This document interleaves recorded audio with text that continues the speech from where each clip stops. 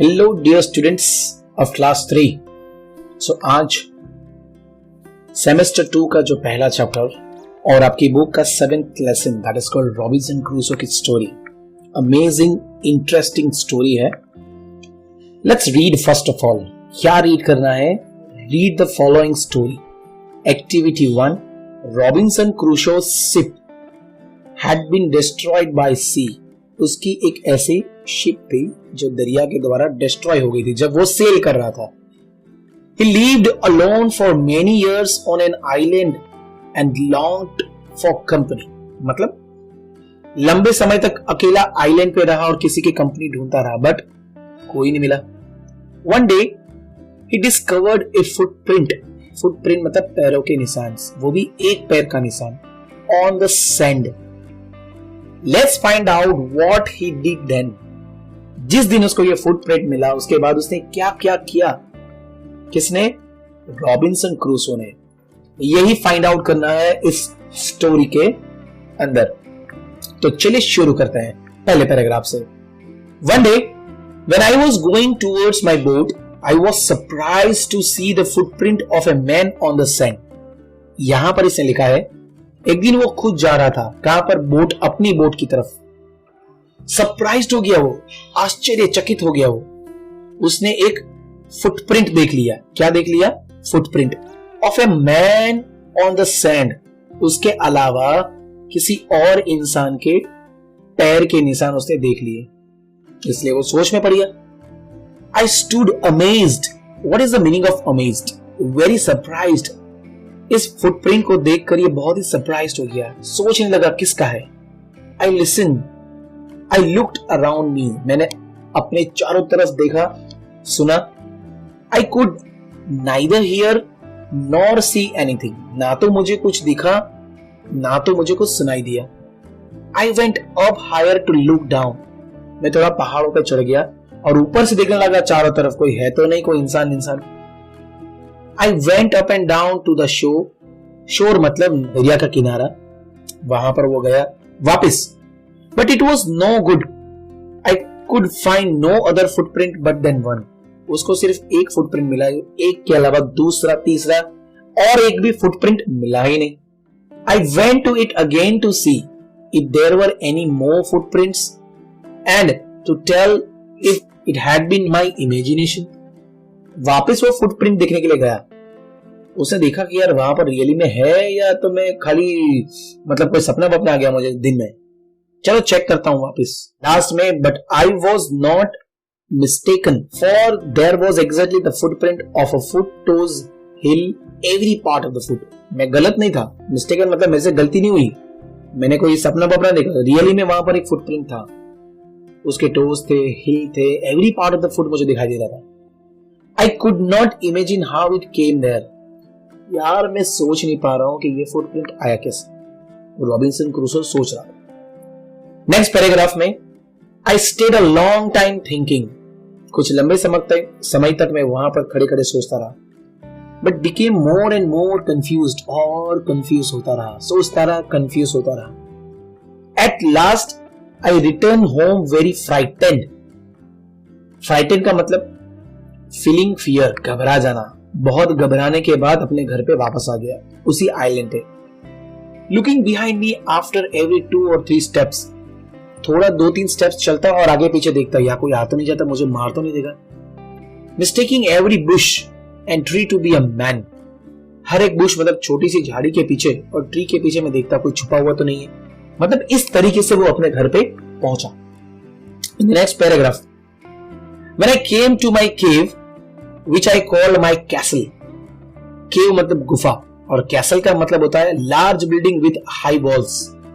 वो अपनी गुफा को एक castle मतलब अपना एक बिल्डिंग, घर, विला, कुछ भी बोल सकते हैं, बंगलो, उसने नाम दिया था my castle।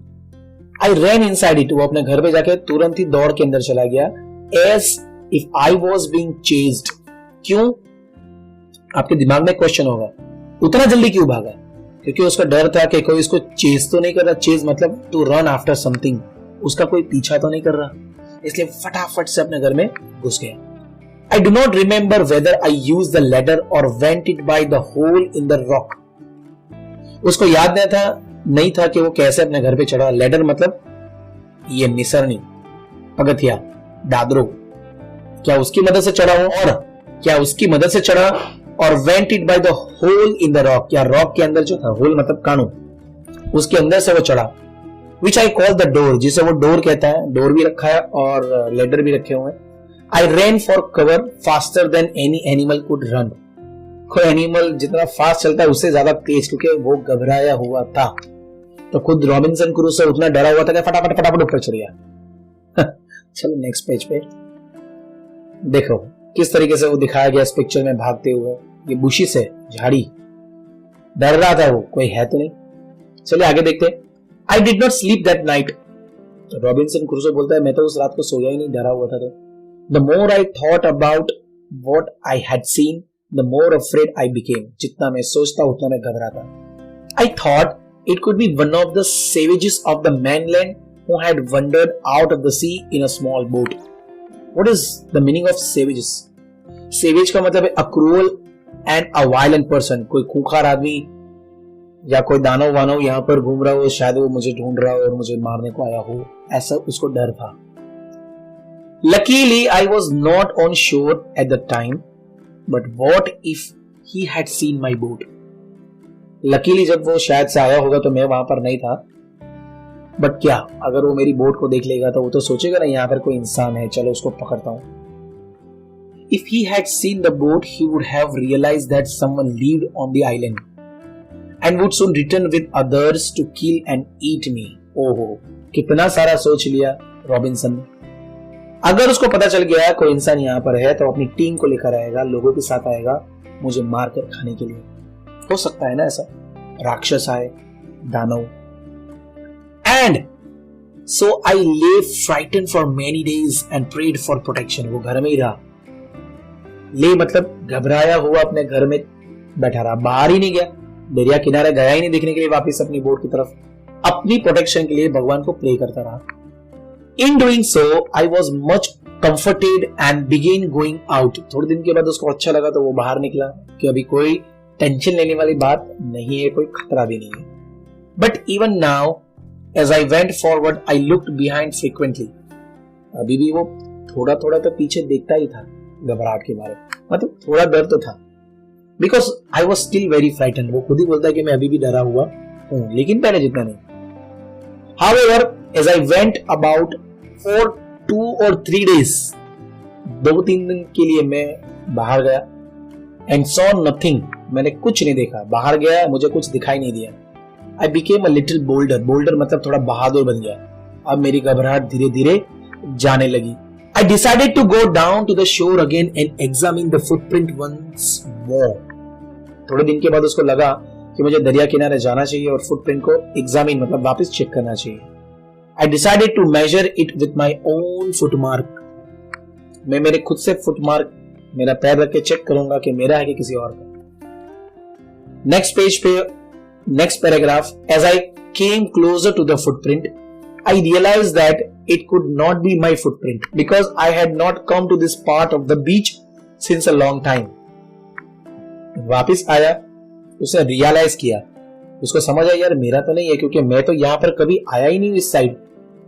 Secondly, as I placed my foot alongside that footprint, it seemed larger than my own. मैंने उसके बाजू में अपना पैर रख के चेक किया तो उसका जो फुटप्रिंट था वो रॉबिन्सन क्रूसो के फुटप्रिंट से थोड़ा बड़ा था। My fear returned, वापिस मैं घबराने लगा, मेरा डर वापिस आ गया क्योंकि ये किसी और का था। I went home again उसकी फट गई और अपने घर पे टुई टुई टुई करके चला गया, believing that there was someone there, अभी भी कोई यहाँ पर है। So this story is adapted from Daniel Defoe's Robinson Crusoe. So ये जो स्टोरी है ये अडेप्टेड है from the original story Robinson Crusoe bye Daniel Dafoe. बहुत ही बड़ी स्टोरी है, उसका छोटा सा एक हिस्सा है। ठीक है, तो बच्चों यहाँ पर स्टोरी हो रही है फिनिश। होप आपको मजा आया और समझ में भी आया होगा। आगे चलते हैं हमारे कीवर्ड्स की तरफ। सारे कीवर्ड्स मैंने अंदर ही समझा दिए थे, तो प्लीज आप इसको लिखना नोटबुक के अंदर जैसे आपके टीचर आपको बताए और इसको जरूर से लर्न करना ताकि आपको एग्जाम के अंदर पूछा जाए तो आप आंसर दे सकते हैं, बट मेरे लिए एग्जाम के लिए तो नहीं है। मैंने आपको चाहता हूं कि आप लर्न करो सिर्फ और सिर्फ एग्जाम के लिए, बट आई वांटेड टू से कि लर्न इट फॉर योरसेल्फ। कभी भी फ्यूचर में इंग्लिश रीड करो या समझो, कोई वर्ड बोल जाए तो आपको उसका मतलब तो आना चाहिए ना। मतलब के बिना की लैंग्वेज ही क्या, सही कहा ना। चलिए आगे बढ़ते हैं एक्टिविटी 2 की तरफ। लड़की क्या सोच रही है? लड़की सोच रही है whether the following statements are true or false। Oh, true और फॉल्स, ये तो बच्चे आप भी बोल सकते हैं। पहला क्या है? Robinson Crusoe was a sailor। Yes, true है। He met a stranger on the island। किसी को मिला वो? फॉल्स, नहीं मिला, उसने तो खाली अभी तक किसी के फुटप्रिंट ही देखे थे। He built a home for himself। हाँ, सही बात है, उसने अपना घर बनाया था। Number 4, Crusoe notice the footprint of a large animal. नहीं नहीं नहीं, लार्ज एनिमल नहीं, किसी इंसान का दिखा था, गलत लिखा है, मतलब फॉल्स है। Number 5, Crusoe compare the size of his foot with his foot with his footprint. Yes, check तो किया था उसने। आगे बढ़ता है एक्टिविटी 3 की तरफ। ओ, ये लड़का क्या सोच रहा है? Match the words in A with their antonyms. Antonyms का मतलब है opposite words with B. Oh, part frequently, forward, luckily, behind, inside, unluckily, outside, in front of, whole, rarely and backward। easy है यार। part मतलब थोड़ा सा हिस्सा, तो उसका ऑपोजिट आएगा whole। frequently मतलब कभी कभी, बार बार, तो उसका आ गया rarely, कभी कभी।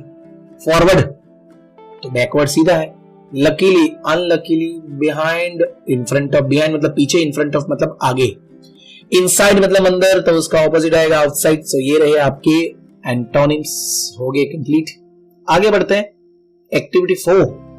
Enjoy reading the poem riding a rainbow. Rainbow बोल रहा है मेरे को राइडिंग करना है, कहां करना है, चलो देखते हैं। आई will ride on a rainbow. मैं तो रेनबो के ऊपर राइड करने वाला हूं, मुझे करनी है। टू सोर टू द स्काई, क्योंकि मुझे स्काई से उड़ना है, मतलब स्काई के अंदर पूरा शेयर करनी है। I will ride on a kite as it flies way up high.